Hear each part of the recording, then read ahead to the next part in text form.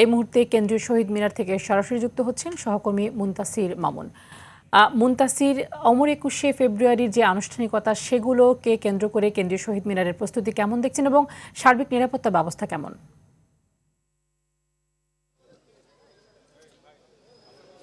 ফারজানা, যেমনটি আপনি বলছিলেন যে আসলে এই মুহূর্তে কিন্তু সর্বশেষ যে প্রস্তুতি, অর্থাৎ ঘড়িতে রাত ১টা বাজার সঙ্গে সঙ্গেই রাত ১২টা ১ মিনিটেই কিন্তু মহামান্য রাষ্ট্রপতি তিনি কিন্তু পুষ্পস্তবক অর্পণ করবেন শহীদদের প্রতি এই শহীদ মিনারে।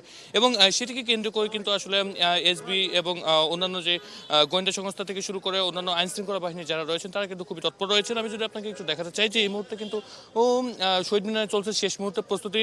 এবং যদি বলি যে শহীদ মিনারের যেই কাজগুলো বাকি ছিল সেই কাজগুলো কিন্তু এখন যথাসম্ভব যত দ্রুততার সাথে শেষ করা যায় সেটি কিন্তু আসলে করছেন সিটি কর্পোরেশনের যারা পরিচ্ছন্ন কর্মী তারা রয়েছেন। এবং সার্বিক নিরাপত্তা কিন্তু নিশ্চিতের জন্য রয়েছে পিজিআর, রয়েছে এসএসএফ এবং পাশাপাশি রয়েছে বিভিন্ন গোয়েন্দা সংস্থা।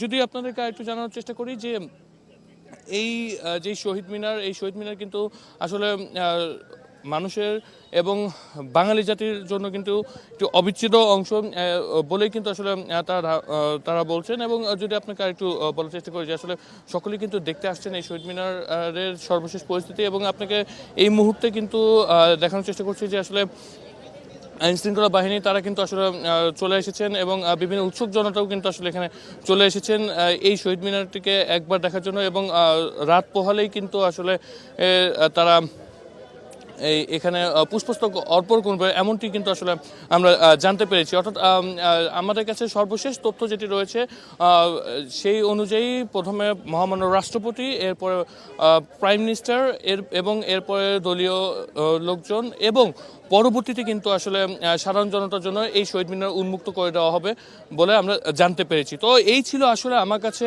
শহীদ মিনার থেকে সর্বশেষ তথ্যটি। ফারজানা, ধন্যবাদ আপনাকে।